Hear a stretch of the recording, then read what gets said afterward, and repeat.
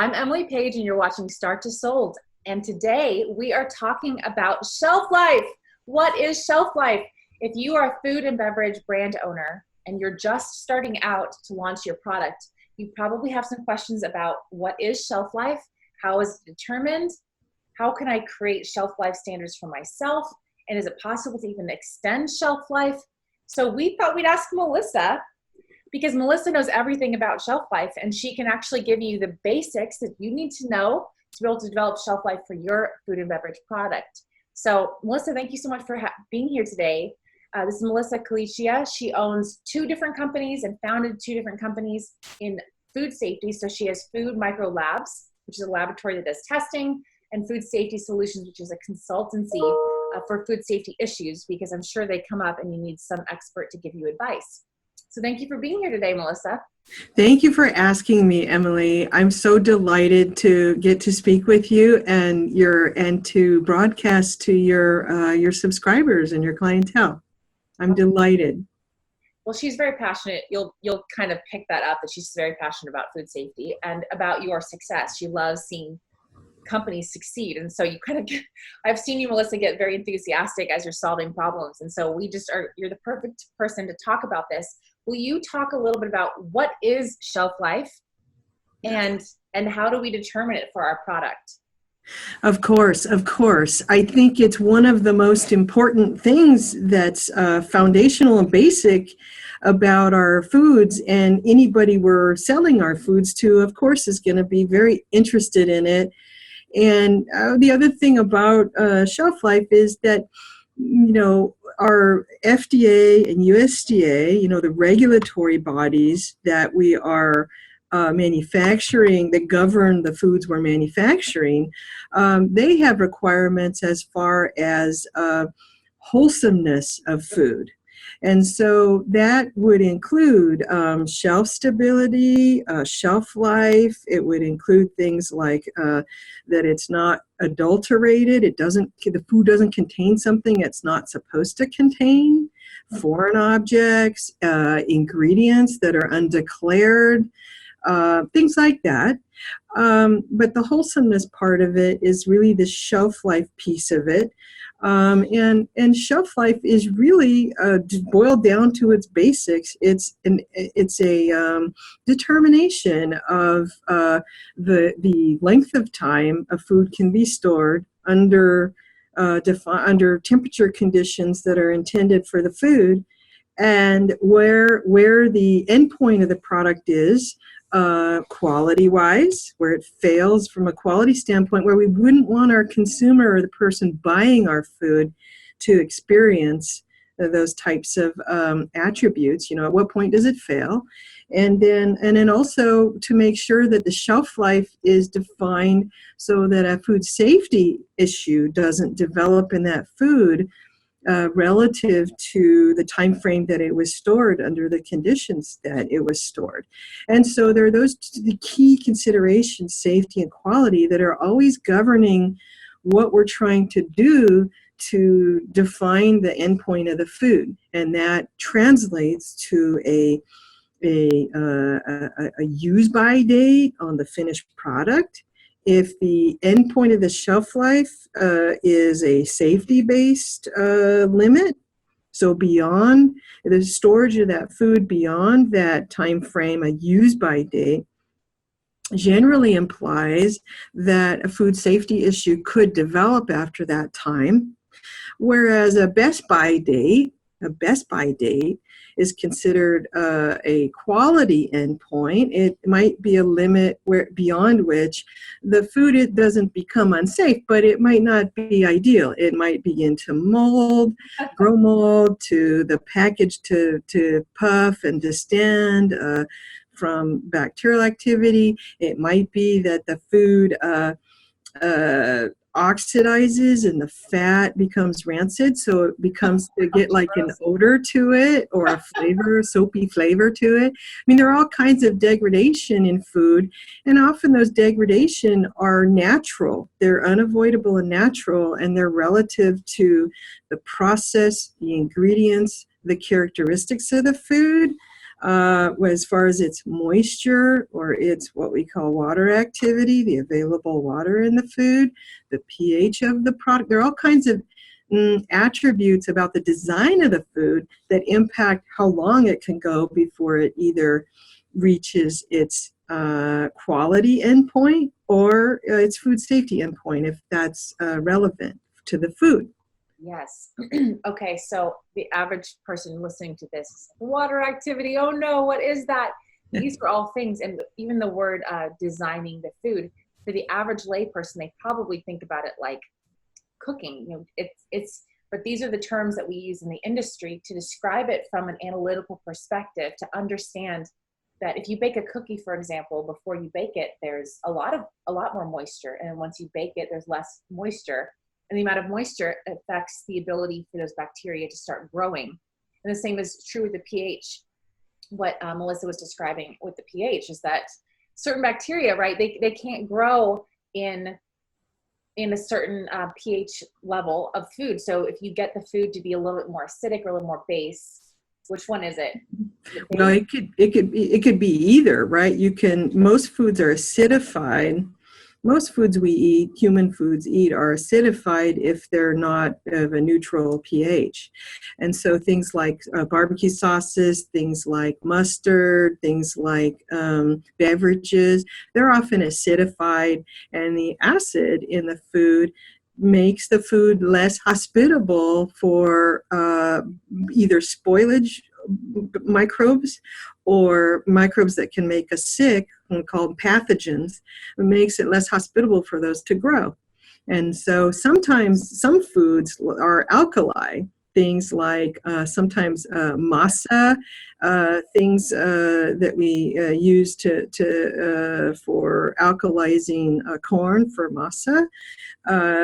Those can be on the basic side. And so either way, if you're outside of the optimal range for those microbes to grow, it can help restrict their growth, and it can help shelf life.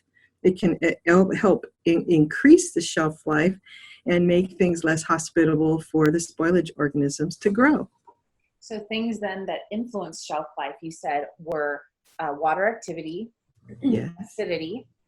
Yes. What about sugars?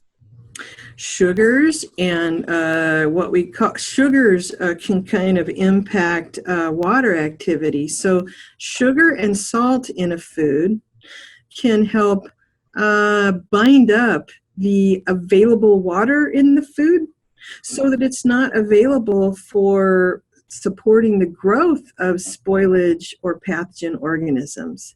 So when you think about a food like a bouillon, a chicken bouillon, cubes that you keep in your cupboard.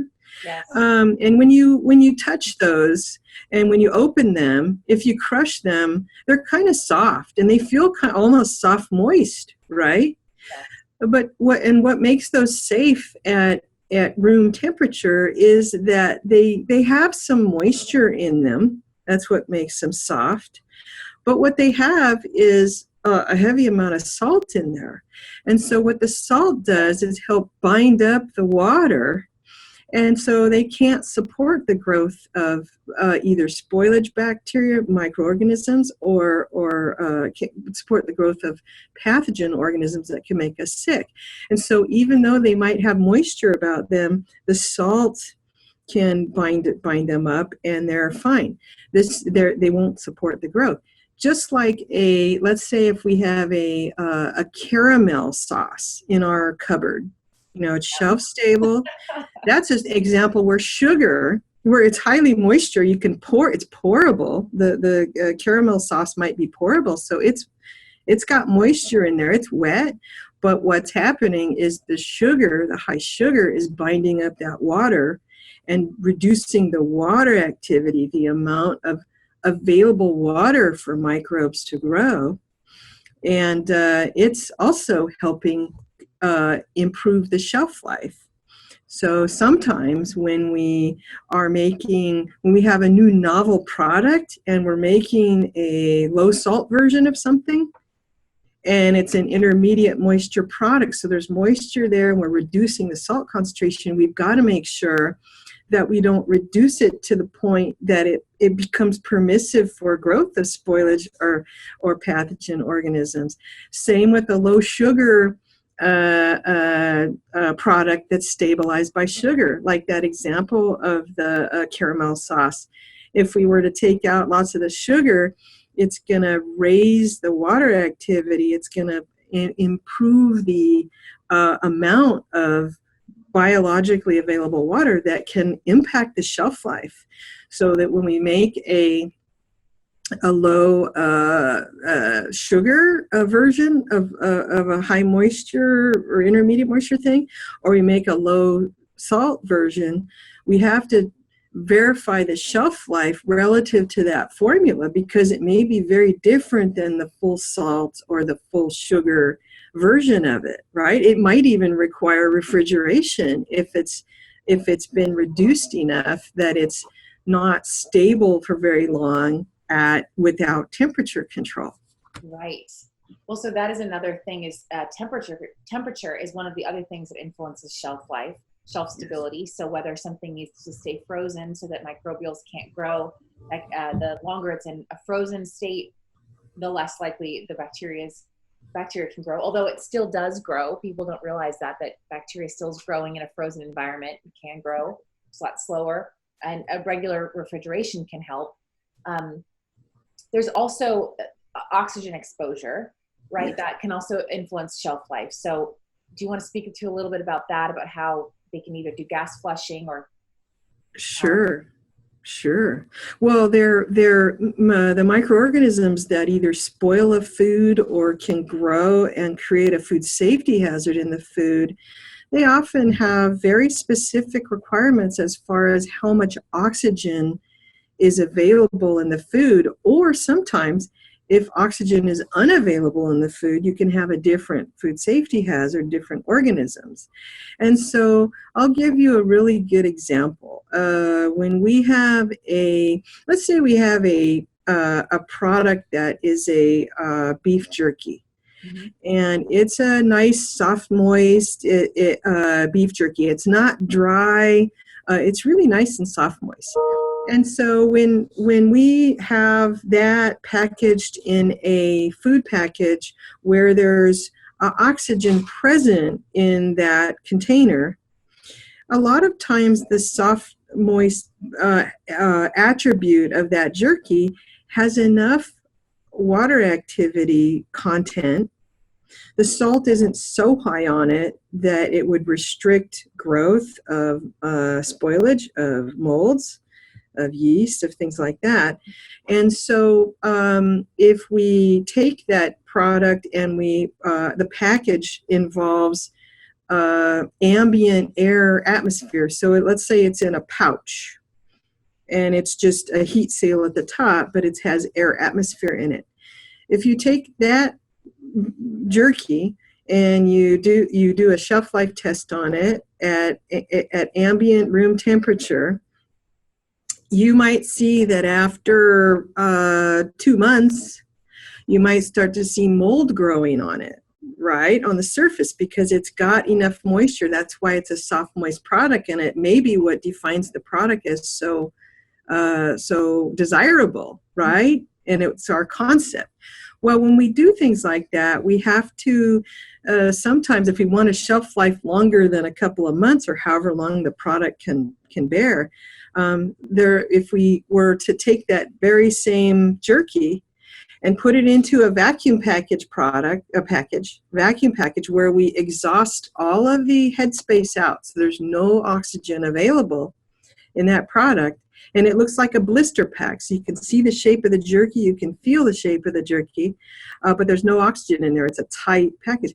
Well, the mold is an organism that cannot grow in the absence of oxygen. It is what's called an obligate aerobe. And so when we remove all the oxygen out, mold can't grow, and the shelf life of that product will be extended greatly. And so the air atmosphere conditions impact things a great deal.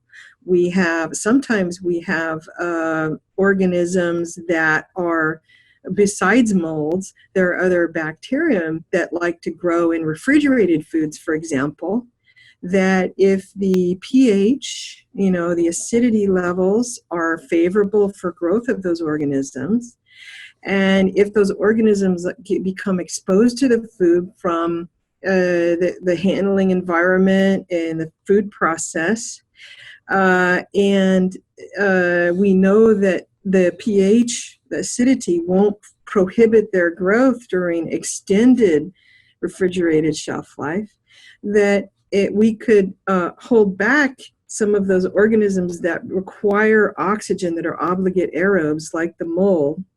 There are other bacterium as well that are like that. And if you either vacuum package that refrigerated food, so remove the headspace and remove the oxygen, you can keep those organisms from growing. But there may be the organisms that could spoil that food are not just obligate aerobes. And so what we can also alternatively do is manipulate the headspace when we design the food to limit the oxygen concentration, where we do what's called a modified atmosphere package, where we vacuum the headspace out of the package, and then we blow in a gas that may be devoid of oxygen. It may have nitrogen in it, it may have carbon dioxide, but its intent is to hold back spoilage organisms. And so there are design considerations on the packaging itself that can very much influence the shelf life of the food. So we call those extrinsic factors relative to the shelf life, like the storage temperature of the food. If we store the same product at frozen temperatures, as you talked about, we're going to get a lot longer of a shelf life out of that food than we would under refrigeration conditions with the same food and everything else held equal, because as the temperature range approaches the optimal growth range for those organisms, the conditions are more favorable for them to grow. And to the extent we're not stopping them from growing, they're growing naturally and unavoidably, and they're impacting the end point of the shelf life. Where does it fail? Where does the product look slimy? Where does it change color? Where does it separate? Where does it smell bad? Where does it look visually, mold growing on it, or bacteria or yeast growing on it? Where does the package distend and start to blow because of gas generation from spoilage organisms? So those are all the attributes in a shelf life test that we're actually observing to try and understand where the end point of the shelf life actually is. And so, one of the things that people ask us a lot, and I'm sure they ask you a lot, Emily, is, can I do my own shelf life test? And that question comes up a lot, right? Right. And my answer to that is, you should absolutely, in the food that you've developed and under the storage conditions that you want to sell it under, and the type of headspace and the type of package and everything in the process, you should absolutely test those yourself and store them in the refrigerator under extended conditions to kind of see where you can see they spoil. Because that's one of the most important things you can know about the food when you bring it to a testing laboratory like Food Microlabs, because you would already have an idea that, hey, this food, our formula and our process, what we do to it, we know that it starts to gas and bloat after 35 days refrigeration, for example. And so when you go to your laboratory, like Food Microlabs, and you say, hey, well, I know the product starts to not be good under refrigeration at 41F, after 35 days it starts to fail. that's great information for the laboratory, because then the laboratory can work backwards and set up and perform testing relative to that known extinction point or failure point, so they can help you prove the shelf life of the product up to that time frame for failure. And then that way you don't have to do testing beyond that to try and figure out what the endpoint is and spend dollars to do that. You already sort of know what you're aiming at, and it can help reduce your costs on your shelf life testing. Yes. Okay. So because that would be a question that we should really explain to people, is how is shelf life, or how should shelf life for my product be determined? And so your first recommendation is to create the product in the conditions that it would normally be manufactured under, and test it yourself to just get a general idea of what your own personal standards are. Because even what you described, kind of what we've been focusing on in terms of shelf life to date, or in this conversation so far, has been a lot of the safety issues, or when there's bloating of a product, like there's gases being created by the bacteria inside, that's usually related to safety. We're concerned there's something, it's not going to be safe, but there's also those issues of whether or not it's acceptable color or texture or flavor, which is something that you as the brand owner really needs to determine yourself. When you're tasting the cheese dip that you're making, when does it no longer taste good to you? When does it no longer have a color that's acceptable to you? Some of those, if it's not a food safety issue, the quality part is really a self-determined thing about when you feel that the consumer would no longer find it appetizing.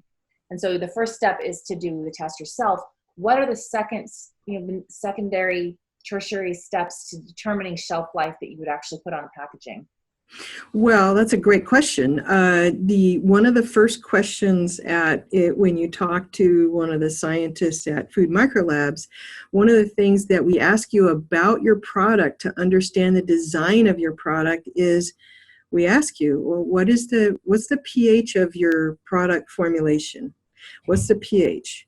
What is the water activity level? What is the salt concentration if it's a salted, savory salted product? What is the headspace gas? Is it an ambient atmosphere that has plenty of oxygen? Is it vacuum packaged? Is it modified atmosphere? And if so, if it's modified atmosphere, what is your gas mix? We'll ask you also, okay, what's your intended shelf life? What do you want to get? Or what have you seen at the temperature that you're planning for that product? And what if we know what those parameters are, those key things: pH, water activity, salt concentration, moisture concentration, and headspace gas, and then storage conditions. If we know those, what we do usually is estimate what the spoilage parameters would be. So, for example, if I was evaluating a popcorn product, so a popped popcorn, so it's shelf stable, it's in a bag, it's delicious, it's got flavor, powder flavor, all the novel things that are great. I look at yes. I look at that and I say, okay, I know when we talk about the water activity of the product, it's going to be very low. And we know that the moisture in the food is going to be low, and that's what makes the shelf stable. So we know by the moisture and the water activity that and the salt concentration is usually, unless it's a low salt version, it's generally high. We know that that product is so stable microbiologically that the shelf life on that product is not going to be determined by doing bacteriological tests. Aerobic plate count, yeast and mold, things like that.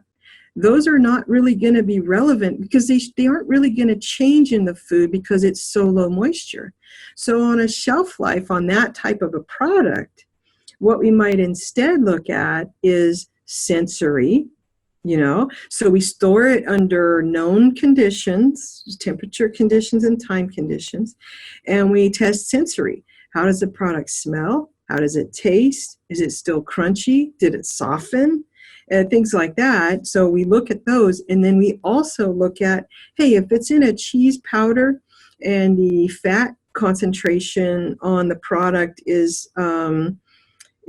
relevant, then we look at things that degrade in the fat. So we look at rancidity of the fat, and that may determine the endpoint of that product. It may start to develop an odor or a flavor from the fat degrading, oxidizing, or enzymatically breaking down. So we do tests we would design in or recommend things like free fatty acid test or a peroxide value test on the product over time to see, okay, where is it?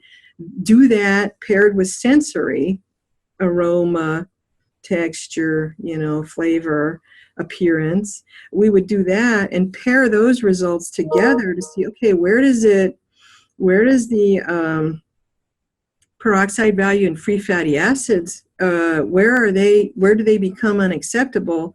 And is the product sensory wise, odor, flavor, is it unacceptable? Where does that happen?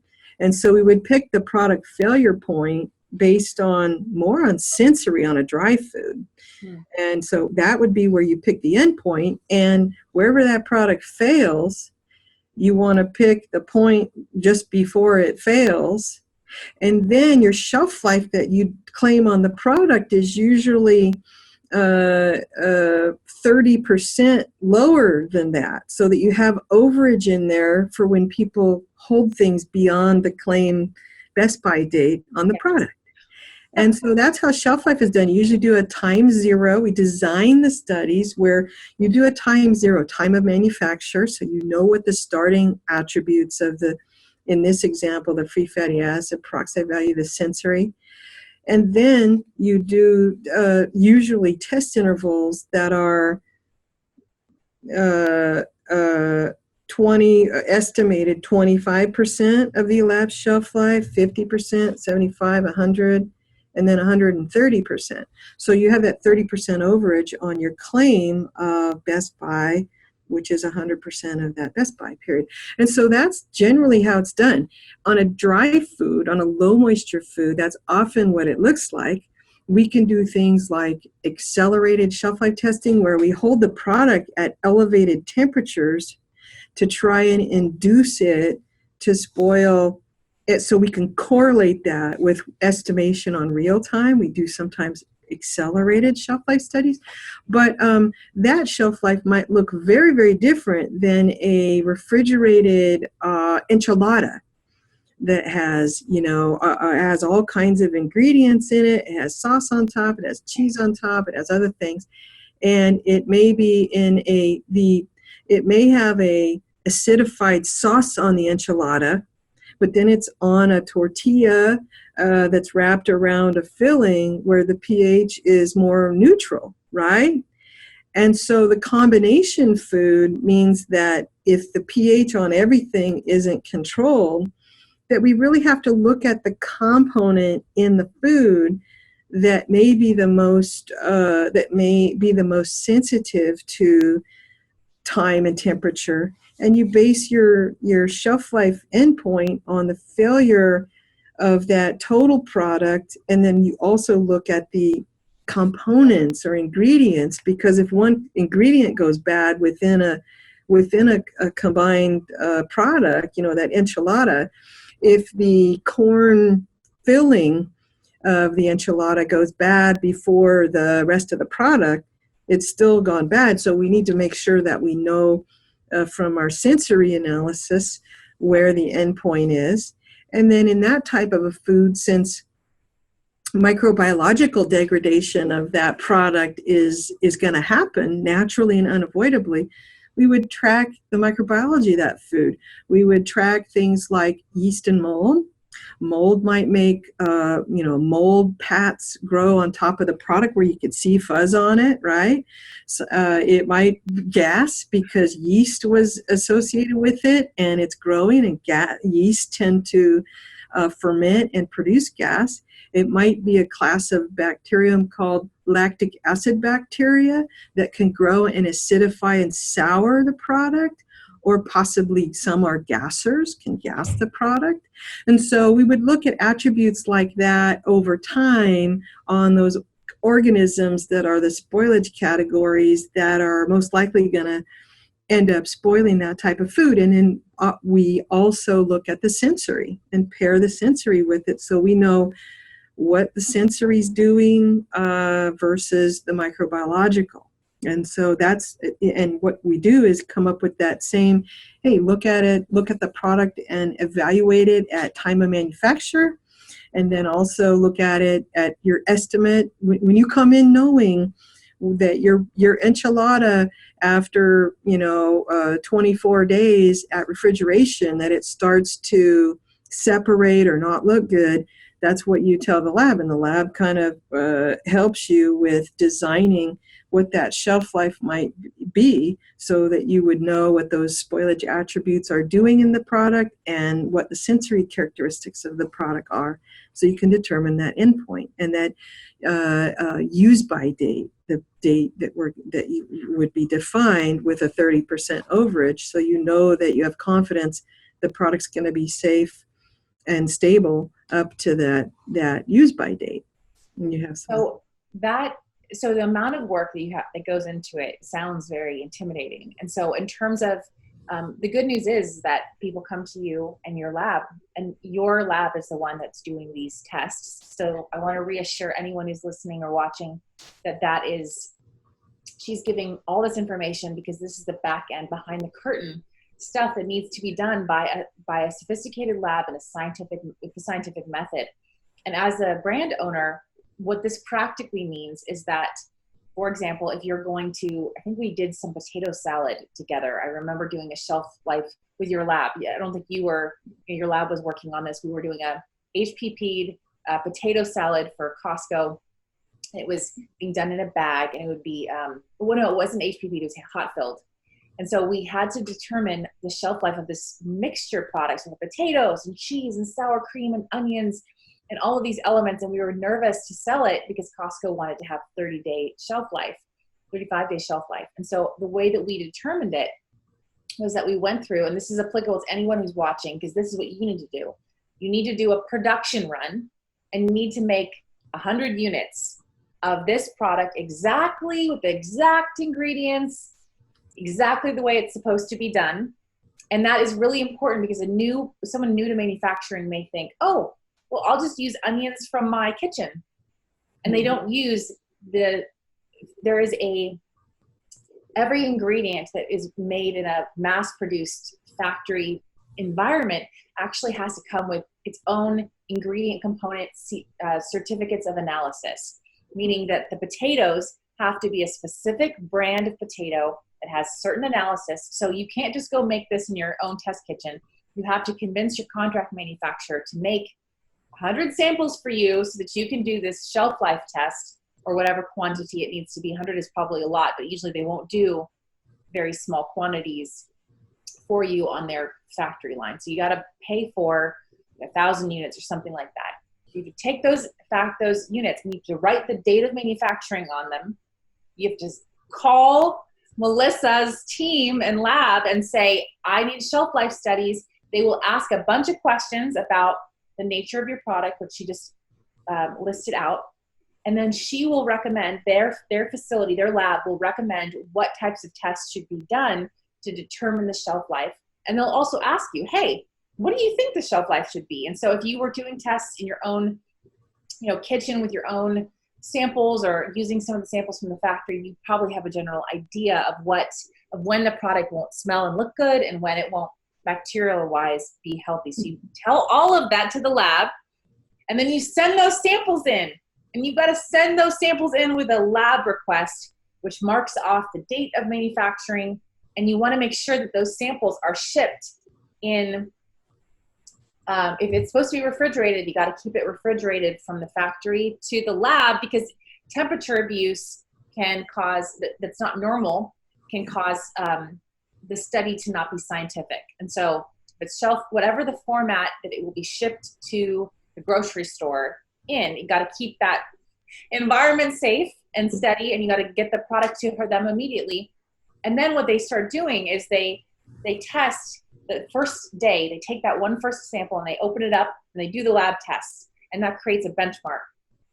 And then when she's saying over time, right, Melissa, over time, maybe 20, if it's a 30-day target, then we would do 25% of that. Maybe we would open the next sample at 4 days or 5 days, and we do the exact same tests. And so we start to build these little dots of information over time, and we see the bacteria starts here. And when does it start to increase to a point where it's unsafe, or where it starts causing the bloating to happen or the slime to happen? We can associate these quality and safety things together to be able to determine a benchmark. And so practically, that's the next steps that any brand owner needs to do, is they need to convince their contract manufacturer to make the product exactly as it would be. Because using a different mayonnaise, I think that's what we did, is we had to change the mayonnaise to get a different pH.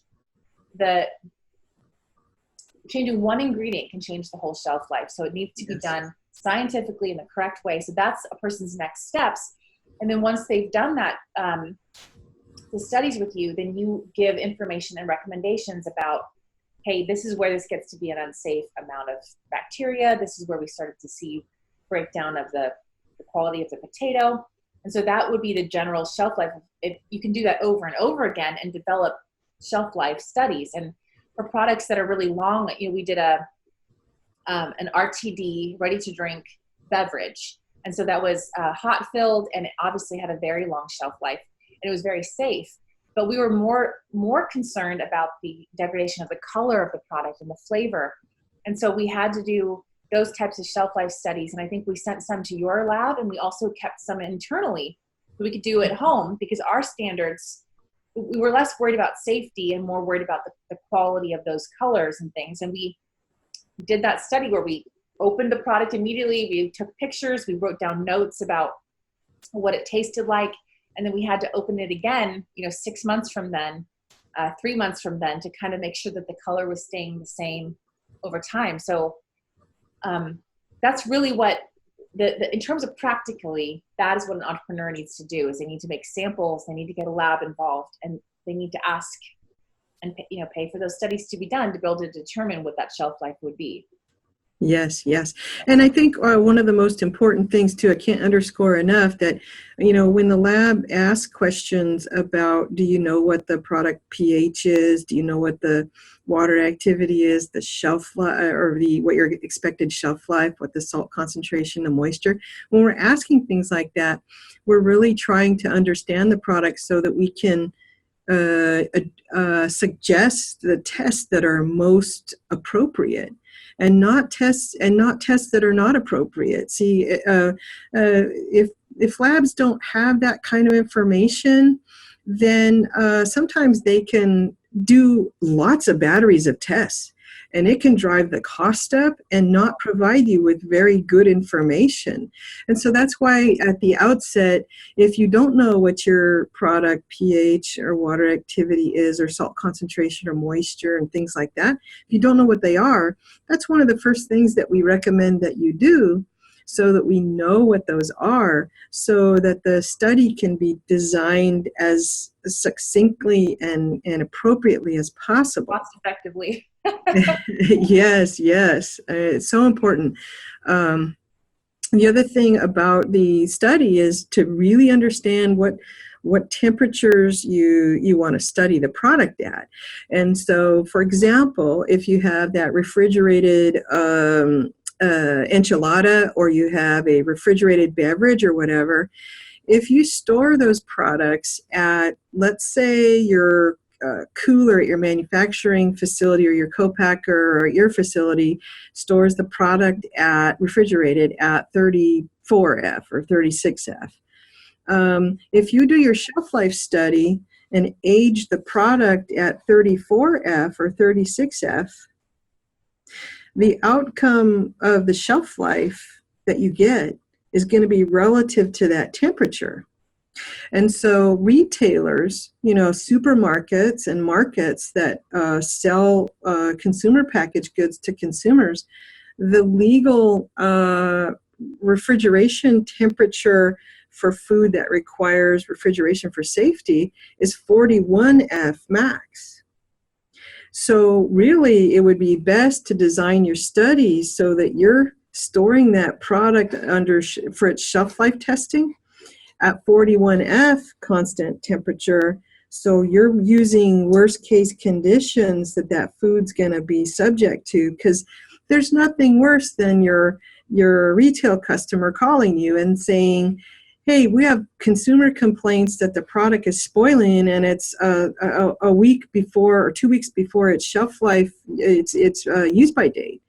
And why is that? And what you do is you look at your retained samples that you've had stored in your cooler, and you say, well, gosh, our samples are fine. Well, that the end point on the shelf life at that product stored at 36F is way farther out than products stored at 41F. And so those are shelf life design considerations, for example, for refrigerated foods, that are super important, so that you don't underpredict the shelf life, right? Yes. Or excuse me, overpredict it by storing it at temperatures that are too low. And so again, those are things that when you define them at the outset of the study, it really gives you the best information and the most robust information that you can rely on, because if you don't test the product under worst case conditions, you might get a different picture, right? And to your point, Emily, too, when you develop products and you have let's say you have a co-packer or it's your own facility, and you run, a full production run or a scale up a run, you'll get shelf life. You can test shelf life on that product. However, it's best practice to do 3 runs. So you have 3 different sets of lot numbers of ingredients and 3 different production batches. So whatever differences have happened there, it's best practice to do 3, but it's oftentimes not as possible to do 3. So you'll have sometimes retail customers, supermarket chains, that come to you and say, no, we really want 3 production runs for our shelf life determination. We want to see how it does multiple times rather than just base all of our determinations off of 1 production run. But sometimes 1 production run is what you've got. And so you utilize that information either way, but best practice would be 3. Right. And sometimes you can negotiate with them and say, okay, but we did a test run, we're doing it based on that. And then you go through, once you do your mass production run, then you do another set of tests, because you can iterate your shelf life. For example, you might choose a lower, you might say, we can't guarantee 35 days on this production run. We can guarantee 20 days, but we promise that we'll do tests on this production run, and then maybe we can extend it on the next production run. So, because you really, shelf life, besides the visual quality elements, which we all want great product, we want to be proud of what we're selling, we want consumers to like it and come back and buy again. Our biggest concerns are about the liability of safety. Safety is such a big concern, because that you don't bounce back from. You get listeria in a chicken product, you're not coming back from that. It can close your entire company. And so in terms of safety, that is always a concern. So it's better to take a more conservative approach. And so you can, that's one thing that we've done in the past with consumer or customers, retail customers, buyers, is negotiate with them to say, we can confidently guarantee 20 days. We cannot guarantee yet longer until we have more shelf life studies. We believe that it will be able to go there, but we need to do some more tests. And so that's another way that you can kind of navigate that with a Yes. retailer. And the other thing that I would say for any entrepreneur is that if you're using a contract manufacturer and you're very new to this category, if it's not a brand new mixed item, often your contract manufacturer will have experience in it and will be able to give you advice about the length of shelf life for that product. So our RTD tea, for example, was really easy to evaluate, both because it was a simple product. It was tea, and we were able to get it to a certain boiling point that kept, and pH that kept everything safe. But something like a cheese or a hamburger or chicken or beef jerky, a lot of times that factory can give advice to give you a general ballpark. But if you're truly innovating a new product, for example, you're bringing from Thailand some special fruit and you're going to turn it into a dried fruit jerky, these are the times where you especially need to do these types of tests, because you don't want to create product and be liable for having to take it back. If you sell product and the buyer finds it expiring before the date, you can not only hurt people, which creates legal liability for you as a producer, but it also can result in financial damages where you have to pay back, either take back the product, pay to have it destroyed at the retail level. There's a ton of fees. So you think you sold $100,000 of product, but if part of it goes bad, not only did you lose the sales from that, but you can be charged fees back and you can really go in the hole. So it's important to be able to know how to protect yourself and how to create safe and fair standards.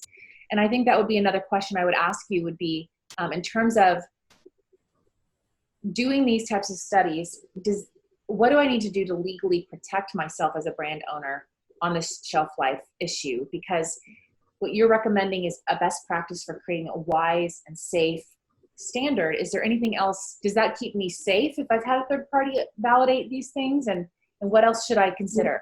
It helps. Yes, it's very important so you know what that stability endpoint is. But you brought up a great example in cooked chicken that's refrigerated and has an extended shelf life. The regulatory piece of it and the food safety piece of it are really important, because that product, that cooked, refrigerated, vacuum-packed chicken can and will spoil over time, over a refrigerated storage period. But the safety piece of it and the legality, the part that gets a little tricky is if, for example, if Listeria monocytogenes got exposed to the product after it was cooked, so maybe in the dicing or slicing process, or maybe in the packaging process, and if Listeria became exposed and the product had an extended refrigerated shelf life, let's say it has a 42-day shelf life on that product, if Listeria was there, and the product supports the growth of Listeria at refrigeration temperatures, which is one of the key reasons we're so concerned about Listeria spoilage or Listeria activity in extended shelf life refrigerated products, is because if it's present, it can outgrow other competitive organisms over time. And if that food is ready to eat and it's not cooked for safety prior to consumption, which that cooked chicken might not be, it might be just put on a salad or whatever. And so if our more than 40-day shelf life refrigerated elapses, we could have low numbers of Listeria get exposed to the product at time of manufacture, but then they become high levels and there can be illnesses and deaths associated with consumption of that product. And so the legality part, to your question about legality, when the food will support the growth of an organism that would be a food safety concern, part of the shelf life study to determine safety-based date labeling might be to not only look for the spoilage organisms and see where the product fails from a spoilage standpoint, but also do what's called an inoculated pack study, where the product is inoculated with known concentrations of Listeria monocytogenes, and then it is stored refrigeration over time, so you can see at what point the levels of Listeria increase by more than tenfold the original number. And that's where you make an endpoint for a safety-based date label. So it's not the case that we would consider that Listeria would have been contaminated onto that cooked chicken every time it's cooked and then handled afterwards. That's not a good assumption. But from a safety standpoint, from a legality standpoint, we want to assume, okay, what if it did get contaminated? If low numbers got contaminated in that product, where would those numbers end up in our declared shelf life? And should we consider our shelf life endpoint to be a safety-based date label so that it wouldn't hurt anybody? And so when the pH of the product and or the water activity and or the salt concentration and things like that won't prohibit listeria growth in an extended shelf life refrigerated product, then we want to consider that as well for our shelf life, for the safety part of it. I didn't even consider that as we were first planning out this video. I didn't even think about that as how important that was, or even as a step that you could take. So that's something I just learned right now. That's really helpful to know. Well, and in terms of a brand owner protecting themselves legally from any claims that they make about shelf life, so what we just summarize that is that you should do your own tests internally to get a general idea of the shelf life of the product. You should talk to the contract manufacturer to get advice. And then you should do shelf life studies with the lab so that you actually have third-party validating data where you can do all different types of tests for changes of temperature or adding pathogens to it to be able to even see worst case scenario how your product would perform to keeping customers safe. And then the other thing that people can do is recall. Recall insurance is another thing that people can do if anything in terms of quality, if something went wrong and you want to protect yourself financially from any kind of risks. And I think also just making sure that that you're talking to, because once you manufacture it, the other thing that influences the spoilage is the logistics. So once it's made, when we're doing these tests, we're saying best case scenario when there's no temperature abuse or there's no extra exposure to light, the product is going to behave in a certain way. And so our responsibility as a brand owner is to also understand the delivery systems, so that making sure that the product is in the right master case, making sure that it's packed in a refrigerated truck, making sure that there's traceability along the delivery system, so that if you do have any special requirements, if it needs to be refrigerated, making sure that the product is delivered in a way that ensures the safety of the product. Because you can say shelf life is 30 days, but that's assuming you've got the perfect conditions where it's refrigerated and it's not being exposed to light. And I've even had an entrepreneur who had a problem where the truck was a refrigerated truck, but it was during the summer, and one side was exposed to light, like heat during the day, like in the Arizona sun. So one side of the truck ended up having spoilage along that edge because the temperature was different on that side of the truck and not on the other. We only ended up figuring that out because there was uneven spoilage in a refrigerated truck. And we're like, how is this possible that this happened? That there was it basically had been frozen and refrozen. Icicles formed on the product. Mm-hmm. So that's the other thing that a person can do to really protect themselves legally. Let me know if there's anything else that you wanted to add to that, the legal. No, I think that's good. I think that the other point of testing the product or evaluating the product under worst case conditions, that's really, I think, the take home message that's really good, Emily, because often if we evaluate the product under best case conditions, we may not have estimated the shelf life properly to make sure it's rugged enough. Yes. And that what we'll get out in practice is actually correct. So the legally again, what we've got to do is meet those regulatory criteria for wholesomeness and safety. And so if we're really focused on making sure the design of the product is safe, inclusive of what the process involves and ingredients and safety of the ingredients, looking at the food safety or HACCP plans to make sure those are properly designed and that the safety considerations related to the intended use of the food and the intended storage, distribution conditions, intended use of the food. And then oftentimes as manufacturers of foods, food and beverage, we've really got to consider also misuse of the food and the potential for, as far as liability is concerned.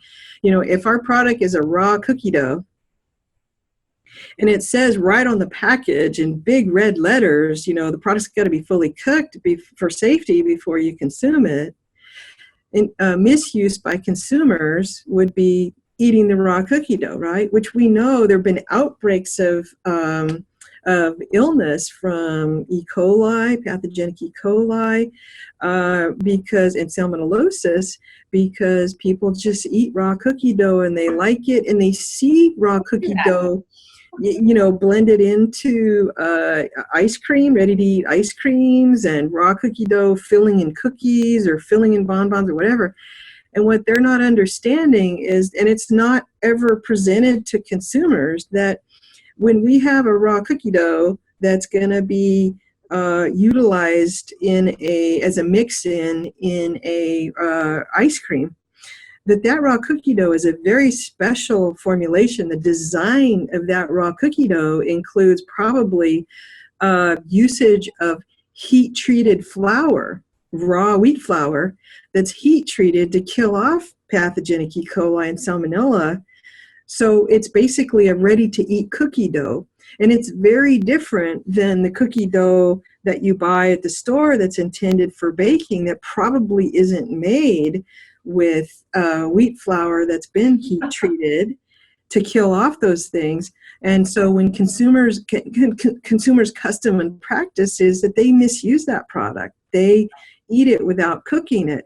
So when we're designing our products, and we know that there have been outbreaks and or illness or failures with certain types of products, that's one of the things that from a covering ourselves standpoint, from a liability standpoint, it's best to understand how that food has failed in industry with other people who manufacture that food or similar foods. Maybe we're developing a novel food, but something similar has had failures. So we really need to think about that to cover ourselves liability-wise and exposure-wise, exposure to losses-wise, if that makes sense. Well, and that's a strategic, so someone, for example, could call a consultant to ask for your advice about what types of issues should they be worried about. They can talk to their contract manufacturer about what they have past experience in with different products that they've made where there have been issues or failure that they've seen. You can do the test yourself. If you're a consumer and you're walking that product, if you're imagining what you would do as a consumer, the different ways that you would use that product or misuse that product, that can be very helpful to strategize. And one of the ways that I think consumers can address that is by putting it on the packaging, being really clear about the intended use, and any warnings about how to not use the product is also important to keep yourself safe. And you can talk to attorneys. There are food claim attorneys that specifically talk about what ways to cover yourself on the back of packaging. I mean, I think pharmaceutical type of products are the ones that are even the worst, ones that are consumed that have claims. Those even more than other things require some type of legal counsel. But yes, yeah. And the bottom line is all this stuff seems rather complex, but where all these considerations are really made and evaluated and controls are defined and put in place is really in the food safety plan or the HACCP plan. So if you're using a contract manufacturer, their food safety or HACCP plans should really cover those things and evaluate those things about the food to make sure you are covered. And then it's the HACCP plan, the Hazard Analysis Critical Control Points. And so if it's your own, if you're processing the food, then that means that the onus is on you to make sure that you've developed that food safety plan or that HACCP plan and considered conditions of use of the food, the process of the food, the safety hazard, potential safety hazards there, misuse of the food. And that's where, our food safety solutions, our consultancy practice, we work a lot on food safety plan development to make sure those considerations are in there, because that's not surprisingly, that's really what the government and third parties are also interested in, right? They want to make sure that your food safety plan, whatever it is, it has considered all those potential pitfalls and disasters, so that appropriate control measures are in place there to ensure that the food is safe. Yes, and for anyone who doesn't know, that's what those plans are. Is it's a factory or manufacturer thinking through in advance all the different steps of where food could possibly be exposed to hazards, and writing it down and showing their plan, what they would do to avoid that and how to eliminate it, and check products from the intaking of ingredients to the storing of those ingredients before manufacturing, to mixing them all up, to baking them, to packaging them, to putting them into a master carton and shipping them out. That's the overview of what these HACCP plans are that your facility. So you want to ask your factory, what are their current plans in place to avoid any risks that could harm your product before it's shipped out, and asking them even about their insurances. I think that's also helpful to just to ask them, just to know. And we're making it sound more scary than it is. I think for most products, it's, you follow these processes and you're going to be safe, and you'll end up being okay. But it's good to have a very broad knowledge of it, so that way when you're talking about shelf life in its simplest prescription, which really is going through this process of doing samples and having the tests created, you kind of understand what the risks are in worst case scenarios, so that you don't get yourself into a sticky situation just because you didn't know. Yeah. So, well, Melissa, thank you so much for giving us so much knowledge. And I know that someone would have to call and hire you to give them all of this knowledge as a consultant, but this is such a great place for them to start, because then when they come to you, they're going to know a lot of the vocabulary what they need to ask, and they're going to know where to start for their product. And so if they want to get a hold of you, either because they have an issue that they need to control, so they need your consulting company, or if they need lab results, we are going to place your links to your companies below in the video description, so they can click on it and they can reach out to you, as well as your LinkedIn profile, if that's okay, so they can just see who you are and the articles that are being published, to kind of to get more information in the future if they need anything to help them with their shelf life studies. Yes. Thank you very, very much, Emily. My pleasure. Thank you, Melissa. And if anyone else has any other questions, put some comments in the video below, and we can talk a little bit more about that in the future. And we hope that helped you to understand your shelf life, so that you can sell more products and get them to launch.